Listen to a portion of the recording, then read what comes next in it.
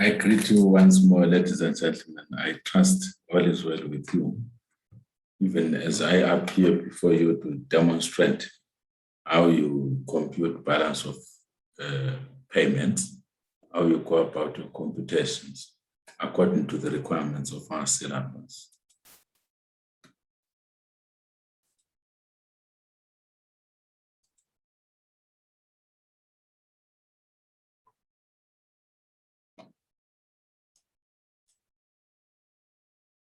We are looking at the balance of payments account. We'll start with the template, the balance of payments,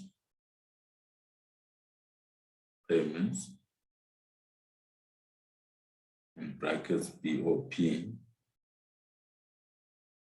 yes, accounts.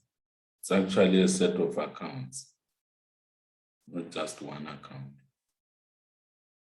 It's a set of accounts. There's the current account, the capital account, and the official financing account balance. So we know from our coverage that the balance of payments,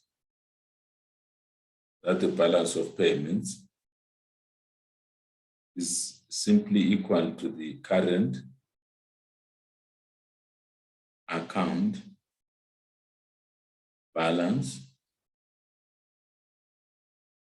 plus the capital account balance plus the official financing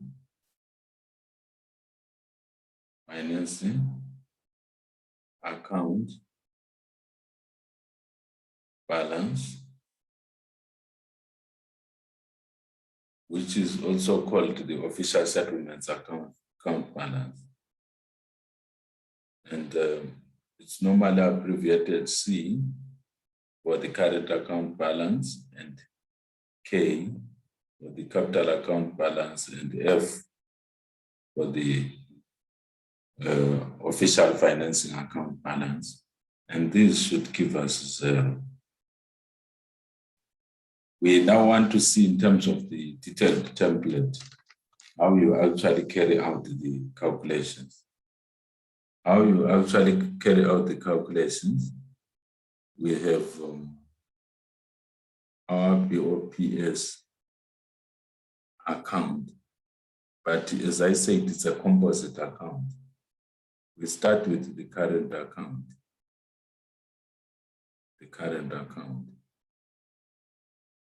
We start with the current account. The current account has got visible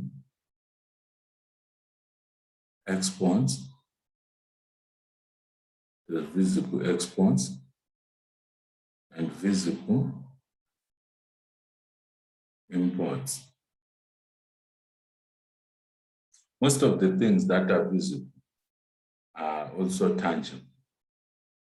We are quite optimistic that our visible exports are positive, whilst the imports which are in outflow, obviously they'll be deducted, and then we get a positive account balance in terms of the trade balance.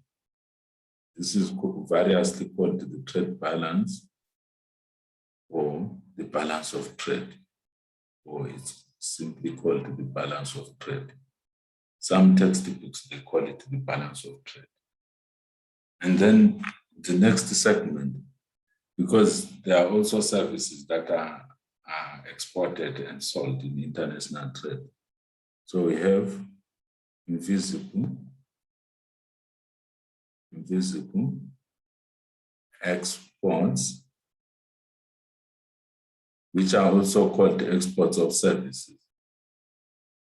And we have invisible imports. We also have invisible imports, which are called imports of services. Clearly, they are in outflow. So we deduct them from the invisible response. And this is normally called the invisibles balance. It's normally called the invisible balance.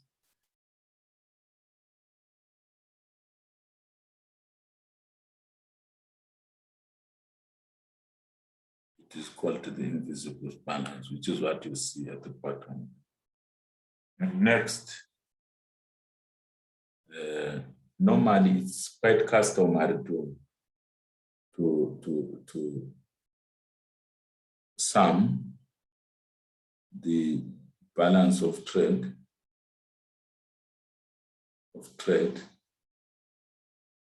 and the invisible balance to get the balance of the two balances, which is the sum of the two balances, I meant to say. And then next, under the current account, we've got net investment income, which is not recorded on the capital account, but is located on the is recorded on the current account.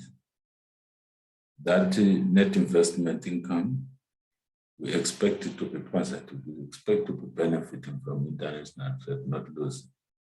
And then we have got net unilateral.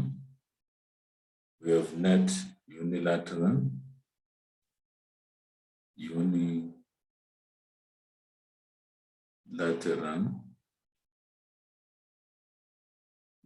income, I mean transfers, net unilateral transfers.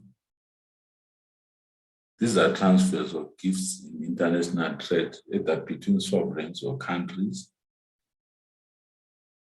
or between individuals of those countries for no corresponding transactions.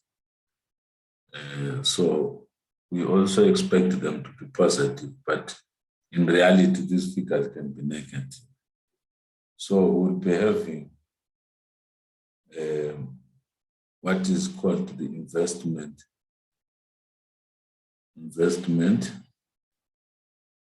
transactions balance.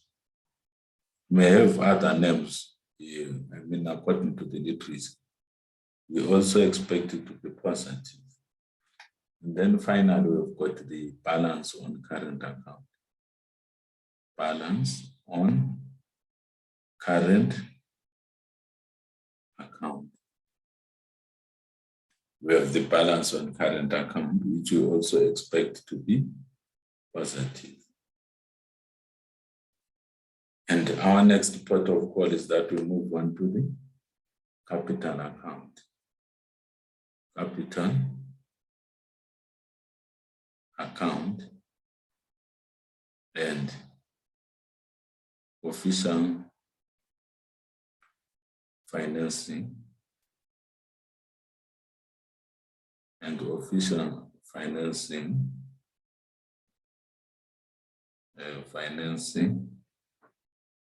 account, because they normally come as some kind of Siamese twins or twin accounts. We have got long-term capital inflows, and we have got we expect them to be positive, to be for our benefit. And similarly, we've got long-term capital outflows, which obviously they are negative because they're in outflow. And we don't have a special name for the balance for these two, so we just post it there. And then we've got short-term capital inflows, which again we expect to be for our benefit to be positive. And we have short-term capital outflows, which are clearly an outflow and hence are negative. And again, we don't have a special name for that. We just post it there. What we get when we add the two balances, which have got non-special names, we get the capital account balance. We get the capital account balance, which will be under the second of these balances that I just calculated in terms of the template. And then the balance of payments position, the BOPs position, is simply equal to the current account balance plus the capital account balance plus the balancing item. This is a critical item to cater for errors of omission and or commission, the balancing item. Where there was overestimate of certain things, we make a provision by deducting. Where there was an underestimate of certain items, we make a provision by positive figure. So it's added to the current account balance and the capital account balance. It's added to this to get the balance of payments position, which may be positive, given that all these other balances in terms of the template are positive. The balancing item is usually small. So given that the sum of the capital account balance and the current account balance is positive, even if the small balancing item were to be negative, still will have the balance of payments position being negative. Being positive. The balance of payments position will be positive, which is shown by these three axes outside the brackets. So our official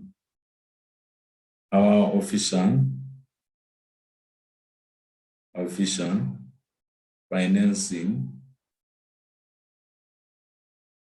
account balance will simply be the opposite of the balance of payments position, which is the negative of these three axes. And then that gives us the balance of payments of 0, which I'm going to write on this next point. The balance of payments will be clearly 0, which is what we anticipated from my coverage from the beginning. So just to give you a small example to illustrate what I've just been doing, my small example is as follows. It is as follows. We'll start with the current account balance.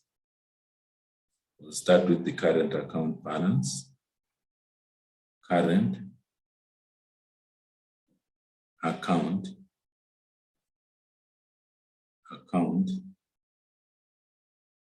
with the current account. So we assume that we have got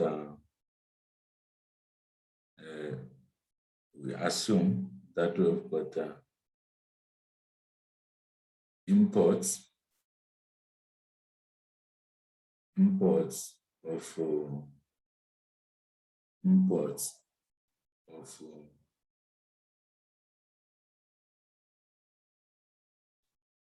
say 717.72 million. These figures are in millions. Million and we have got the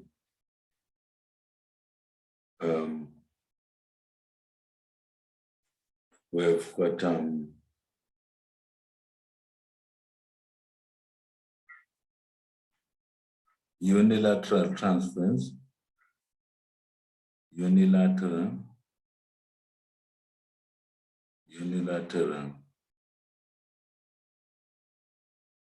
transfers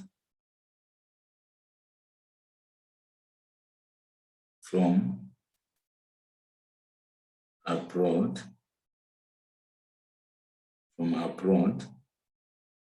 of 6.18 million, and we have unilateral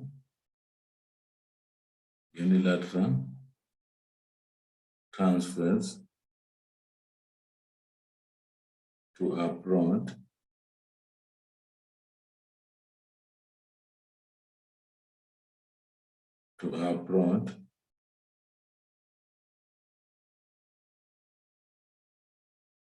of 16.87 million dollars, and we have exports of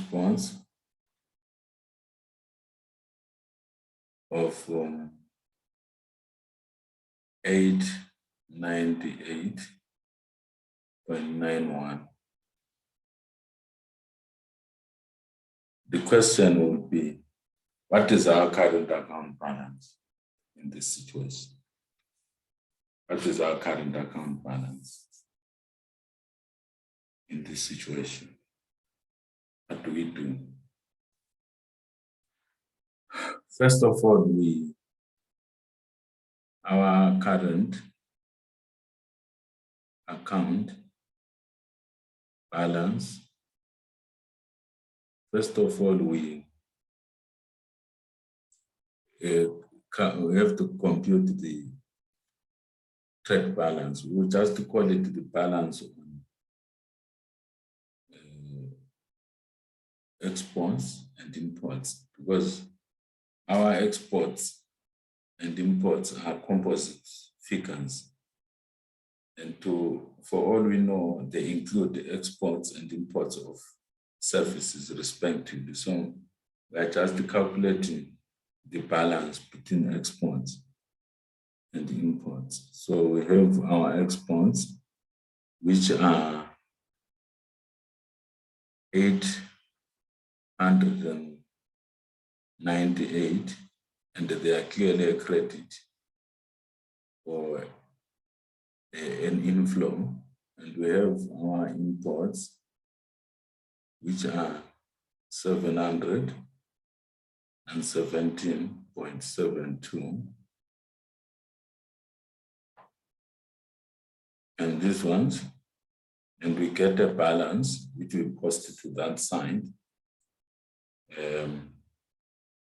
898.07 minus 717.72, we get 180.28. And then next, we take into account our unilateral transfers. We need to calculate net unilateral transfers. To calculate net unilateral transfers, we ask ourselves, what are unilateral transfers? Unilateral transfers from abroad, from other countries. We have a figure, 6.18. It's 6.18. And then unilateral unilateral transfers to abroad,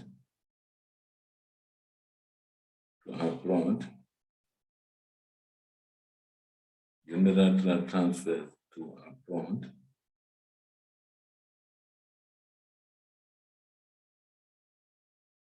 are 16.87 million dollars.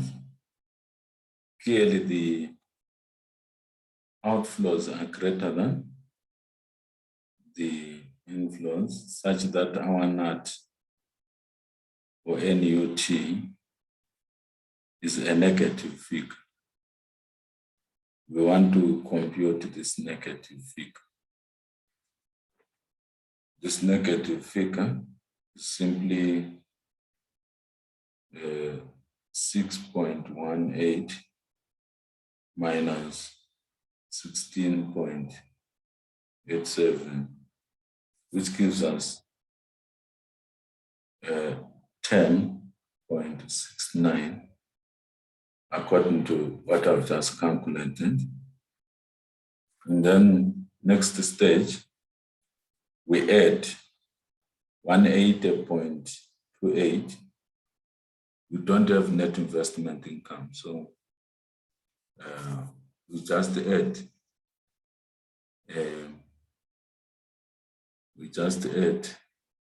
180.28 for the current account balance.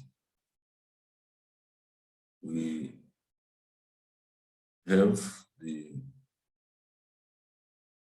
what I'll call the balance, the trade balance, but we know it includes the invisible balance because it's not specified whether we're looking at visibles or invisibles. So we assume it's both plus net unilateral transfers because we don't have net investment income.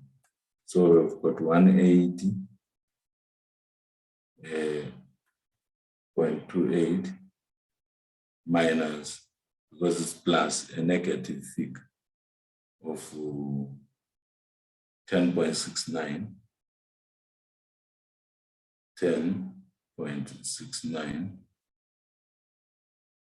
which gives us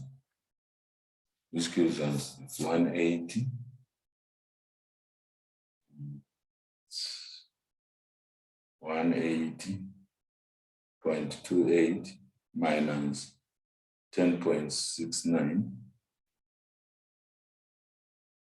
It's 180.28 minus 10.69 minus 10.69.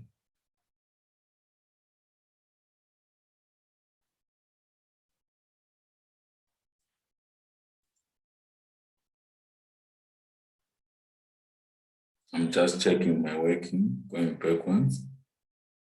16.18 minus 6.18, 16.87, I meant to say minus 6.18, it gives us 10.69, which we subtract from 180.28, which gives us 169.59, which gives us 169.59. And then let us assume this is our current account balance. Let us assume that, let me check the calculations again. 180.28 minus 10.69, it gives us 169.59. And then let us assume that your long-term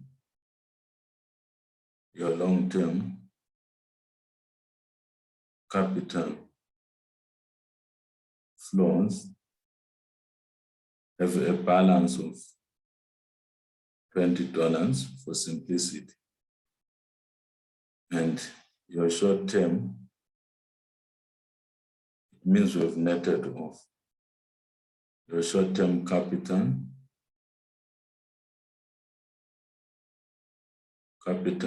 flows have a balance of 30.41.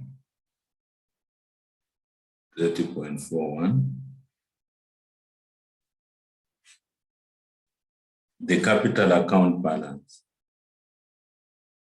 the capital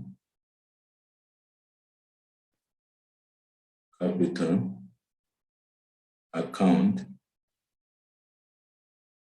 balance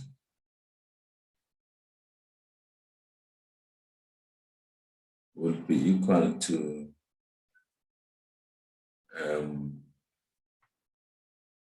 because both balances are positive, so we just add the two figures. We get 50.41 because 30 plus 20 is 50. Then plus that 0.41, we get 50.41. So the current account balance, our C plus K, we get our C plus K, 169.59 plus 50.41, which gives us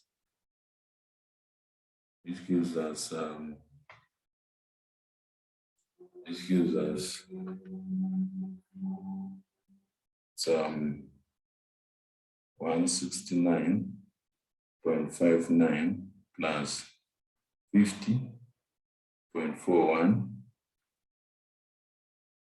169.59 plus 50.41, it gives us 220. We get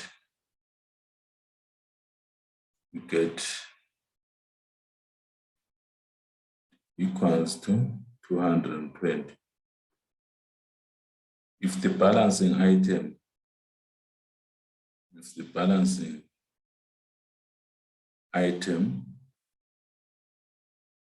equal to 30, we'll have the official financing account balance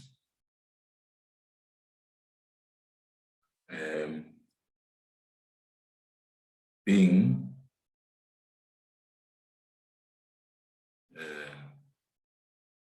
equal to, first we calculate the balance of payments position. So we must calculate the balance of the BOPs position, which is equal to C plus K plus B for the balancing item. I'll call it BI for the balancing item, which gives us 220 plus 30, which finally gives us 250 million, which gives us 250 million as the balance of payments position, implying that the official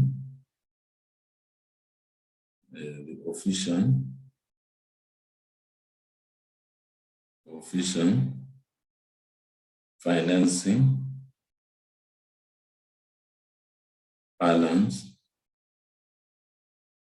balance is simply the opposite of that, which is negative 250 million.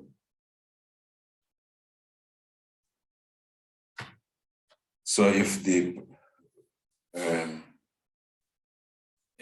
balance of payments position is in surplus to the tune of 250 million, it means in the official financing account, or in the official reserves account, we have a negative balance of 250 million, which implies a stashing onto reserves, because we'll be taking that surplus and stashing it onto the reserves, which is why the balance is negative.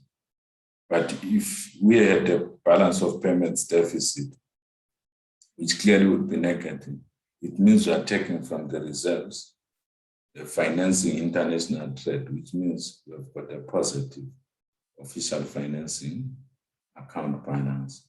So I hope with this short tutorial demonstration, you benefited from what I've just shared. Please like the video and share with your colleagues. I will come to you with another tutorial today on the 26th of September later in the day.